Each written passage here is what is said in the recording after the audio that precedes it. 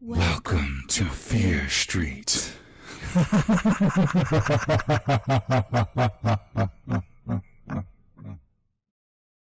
Last month, my husband and I finally bought our dream house. It's on the edge of a large forest and I love it. It's a little paradise hidden by the large pine trees that grow on the premises. I honestly don't know where my backyard ends and the forest begins. When I lay in bed and let the sounds of the forest sing me to sleep, I feel truly at peace. That house is everything I ever dreamed of. I'm a musician, and usually I work from home. So for me, the transition out of New York City and into the country wasn't too big. My husband, however, had to quit his job. He gave notice last week and still has 1 week to go. We had to leave our old apartment a few days ago, so for the time he's staying with a friend, while I've already moved to our new house. This week it would just be me and our 2 dogs. Now this situation by itself is not for the faint-hearted. The woods can be scary, especially at night, and it gets pretty lonely out there. But as fate would have it, this week some strange things have started to happen. It all started on Sunday. I was unpacking boxes of our books and CDs when, by accident, I opened a box of Christmas decorations.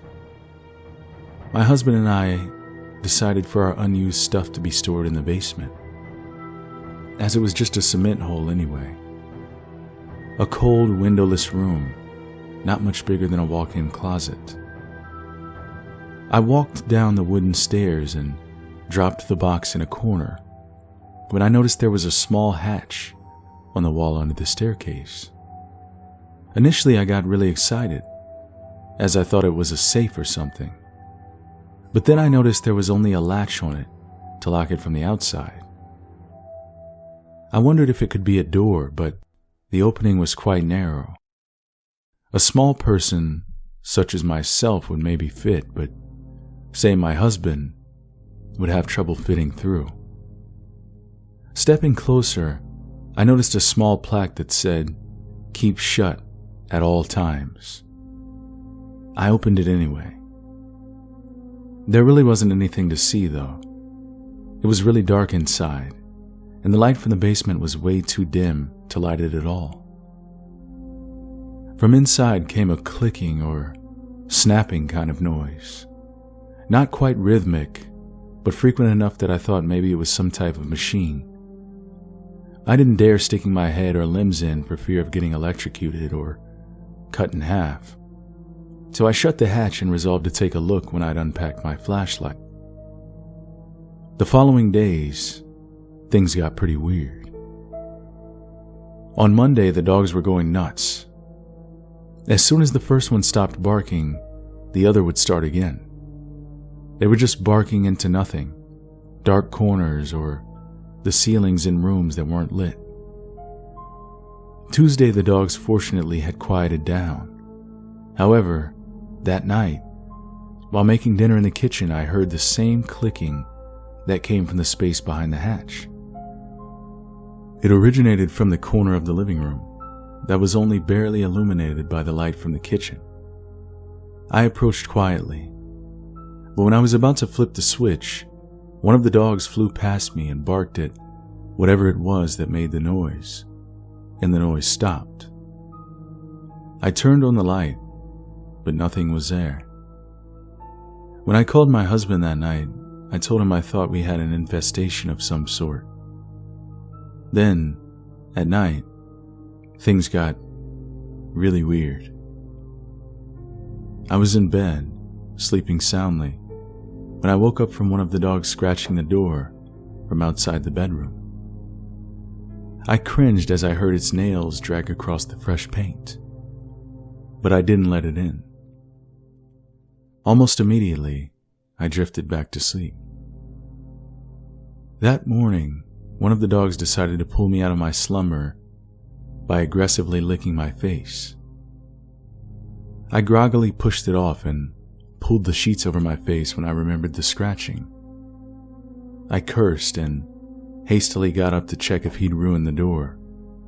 But then I noticed both the dogs were in my bedroom. Whatever had scratched the door last night was not one of my dogs.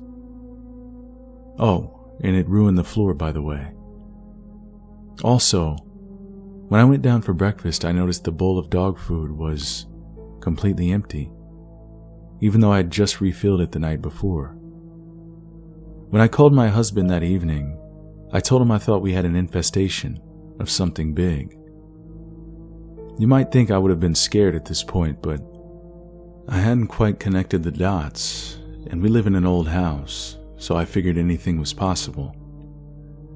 After calling my husband, I sat down with a book and a glass of wine out on the porch. Despite it being November, the weather this week was quite pleasant, and I love feeling the cold breeze across my cheeks as I'm tucked in under a warm blanket. I hadn't really noticed how exhausting this week had been, but not 10 minutes into reading, I fell asleep. It must have been past midnight when I woke up from the motion-activated lights in the backyard switching on. Half asleep, I turned to look, and what I saw shocked me wide awake. About 30 feet away stood a tall, slender, humanoid figure. It was hunched over as it drank from the bird bath we had just put in the garden a few days ago. For a few seconds, I just sat there, frozen in fear, watching it drink. The creature had long, thin limbs, and its skin was pitch black, like a shadow that just rose from the pavement and became a person. It seemed emaciated. The bones were sticking out so far under its dry skin it looked as if they were going to pop out. And when it rose up, its face, God, that face will haunt me forever. Its clouded gray eyes lay way too deep in its skull. The worst part, though, was the mouth. It was so big, and it had so many teeth, and it was somehow contorted in what almost seemed to be a smile. It was looking right at me. For a second, I thought that was the end of me, but then it just backed away into the darkness. As it sunk into the shadows, it became immediately invisible. I heard the leaves rustle further into the woods, and it was gone. I locked myself and the dogs in the bathroom and quietly cried until sunrise. I eventually gathered up the courage to get out. That was this morning. I called my husband and told him everything. He said he'd come over ASAP. He should be here before dinner. I decided to unpack some more boxes today to take my mind off it all. But while putting more boxes in the basement, to my horror, I discovered the hatch was all the way open. I definitely closed it Sunday. I'm 100% sure. I must not have locked it. Whatever was in there, it's out.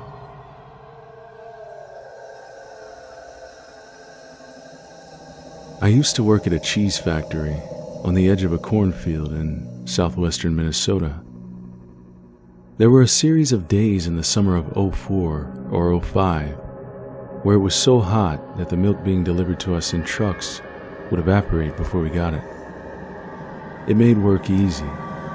The dearth of milk denied us any actual labor. But management wouldn't let us not come to work, so we'd show up and mess around all shift. I was working nights at the time.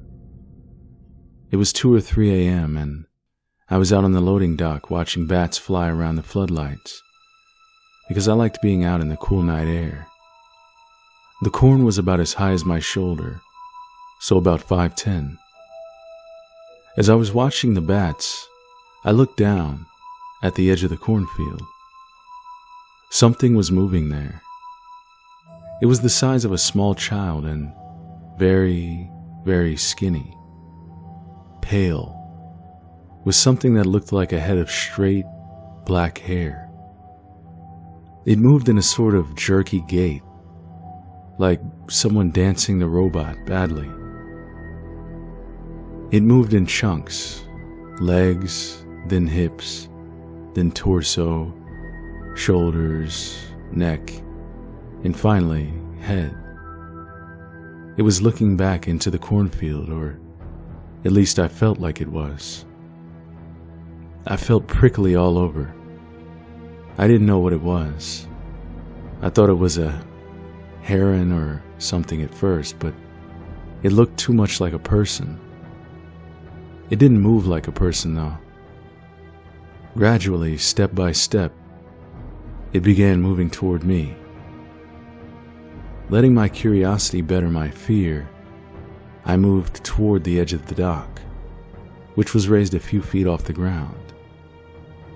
When I got within a few feet of the edge, the thing looked at me. I was paralyzed. I could have run, but I was stuck somewhere between terrified and intrigued. It moved, its face still pointed at me. It ratcheted its body in that disconcerting, jerky movement toward the cornfield and went into it. I tried to watch where the field moved as it passed, but the corn remained perfectly still. I noticed that all the crickets were silent. After a few minutes, nothing happened. I stood out there for an hour, but it never came back. I never saw it again.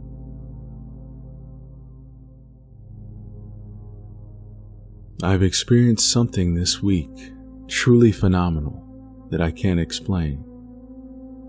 Something so earth-shattering and reality-breaking, I'm still in shock. My adrenaline's still pumping through my system, even now, writing this 4 days later. Last Monday, August 17th, I went camping alone in Uwharrie National Forest, North Carolina. My goal was to de-stress and simply enjoy nature. I brought along a knife, some MREs, which are packs of freeze-dried food essentially, a tarp, and rope to construct a shelter. I arrived at the campground around 2 p.m. and began my hike. It was deathly quiet. The only wildlife I encountered were 2 deer at the beginning of the trail. As I'm hiking, I notice a large amount of quartz deposits strewn about, enough to raise an eyebrow. I reach a valley clearing about a mile in, and between 2 streams, I constructed my shelter in the center. The remnants of old campfires littered about me told me this place must be a good place to camp. After finishing my tarp tent, I begin to walk around, exploring the area. I hear thunder and decide to head back to my shelter. Here's where things start to get strange. I'm getting goosebumps thinking about it still. I lay on my stomach in my tent. As the storm rolls in, I feel a strange pressure change, low bass frequency, and temperature drop. Not that odd considering I'm in a valley. As it approaches, however, I feel a sensation I've never felt before. I can feel the storm above me in a way I can't fully describe. The best I can do to detail this feeling is that my consciousness was aware and expanded enough to feel this mass above me. I'm thinking, this is very weird, but don't entertain any thoughts of this possibly being paranormal. That is, until I hear the first sound. I hear a loud whoop from, I guess, a quarter mile away. My hair stands up all over, and then it begins to pour rain, very hard. At this point, I have no earthly idea what could have made that sound, other than a very large animal that I'm unfamiliar with. Time passes. I'm still laying in my tent. It's not quite dark, but it's raining, so I have nothing to do but scan the trees and listen. That's when I see the light. A very small, what looked like a coin reflecting in the sun. Only there was no sun, and it was moving. It blinked on, then off quickly, then reappeared a few feet to the side, on, then off again. I never saw it again. Not soon after, I began to hear what in my mind were bipedal footsteps. They didn't seem like they came from a large animal, but I never saw what made them. They began in the exact same spot I witnessed the light a few moments prior. I'm staring intently at this spot, frozen in fear, clutching my knife, unable to move. It's silent until dusk. It's still raining. Then I hear the second whoop, much closer and louder, on the other side of my shelter. Whatever made this noise was maybe 50 feet away. Night falls, and adrenaline is pumping through me. I lay on my back. It's so dark, it didn't matter if my eyes were open or closed. There was no noise for a few hours, and I began to relax slightly. That is, until I heard the babbling. I had sat up in between two streams, so my rational brain was making me think it was just the water. It wasn't. If I had allowed myself to believe that I was actually hearing some sort of inhuman speech that far into the woods all alone, I would have panicked, or blacked out with fear, perhaps.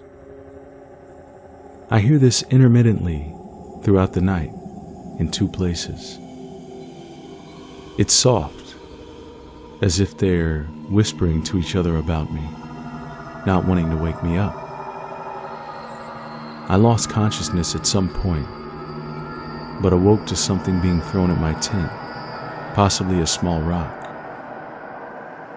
Nothing more of note happens that I'm aware of until morning, when I get the hell out of there. I arrive home and immediately begin researching what could have possibly been making those noises. I look at deer, mountain lions, bears, even raccoons and squirrel noises. Nothing comes close. That is until I decide to entertain the Sasquatch theory. I came across the Sierra Sounds. It is exactly the same. I can't tell you how frightened I was when I heard this video. It's literally the same exact noise. I can't even begin to process this. Even still, I'm shaking, typing all of this out for you. The murmuring, that's the worst part. They were talking to each other. Let me assure you, everything I've written is the truth, and I am completely healthy. I know what I heard. It was early in the morning, around 2 or 3 a.m., and I was in a very open area, waiting for my boss to return with some equipment. As I was waiting, I got that feeling like I was being watched by something that didn't want me there and had some intent on harming me. I stood up and looked around. The moon was very bright that night, and I could clearly see all the way to the tree lines, probably 50 yards on both sides of me. There was nothing around. I calmed down a bit and took my pack off my back to get my drink out. As I opened my drink, I heard the sound of something flying through the air from behind me. It was like the sound that a stick makes if you throw it overhand. I literally dove out of the way, with my bag falling to the ground and my drink flying through the air, spilling as I jumped away. I recover from my diving experience and take my radio out of my bag to call my boss. I go, "I'm not trying to freak you out or anything, but I'm on my way back to the shop. I just had something thrown at me." As I'm talking to him, I'm looking around on the snowy ground for anything that could have been hurled at me. There was nothing on the ground but snow. I had no idea what the hell was going on at this point. His reply of, "I've already got a head start on you. I'll see you there," sounded out of breath, like he was running. I gather my stuff and start hauling ass back to the shop. I get back and meet up with my boss. He's pacing back and forth in our shop, freaking out. I get him to calm down, and he tells me he was on his way back up to me when he got the same feeling I got before getting something thrown at me. He said after he got the feeling, he stopped to look around and heard something clearly two-legged start walking towards him, barely crunching in the snow. Then he said it started running at him, but there was nothing in sight. All of the sounds of movement stopped, and he froze to listen for more sounds. Then he said a hot breath began hitting the back of his neck, and he proceeded to freak out. He said he had run the whole way back to the shop, and about halfway back is when he heard me on the radio. The crazy part about this whole thing is the area we were working has several burial mounds in the woods from Native Americans. Apparently, there also used to be an altar of some kind made out of stone that was buried during a construction project several decades ago.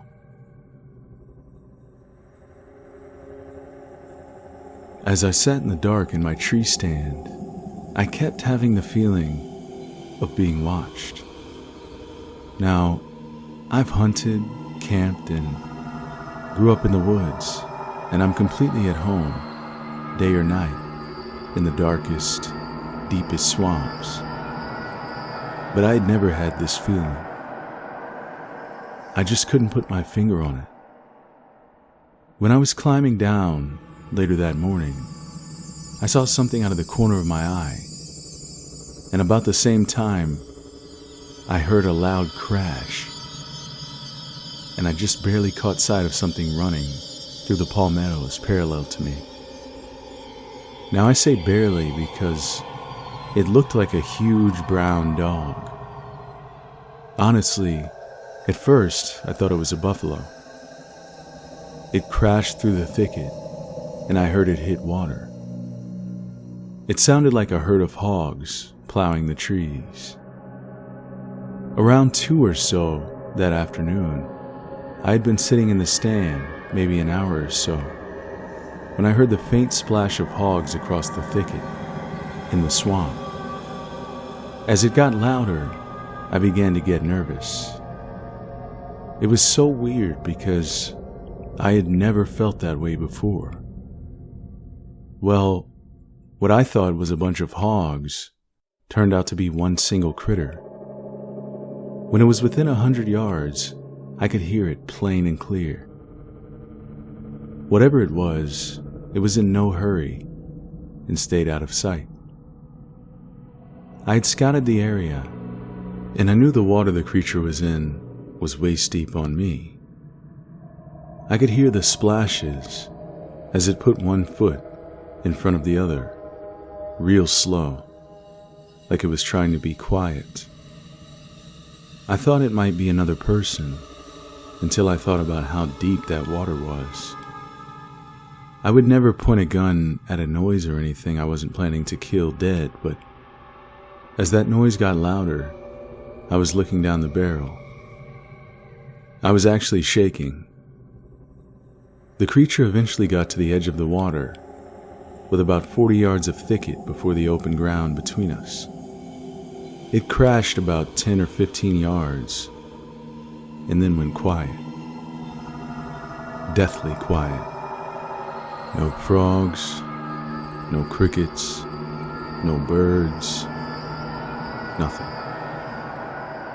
I might have imagined it, but I thought I could hear something every now and then, like it was slipping in on me.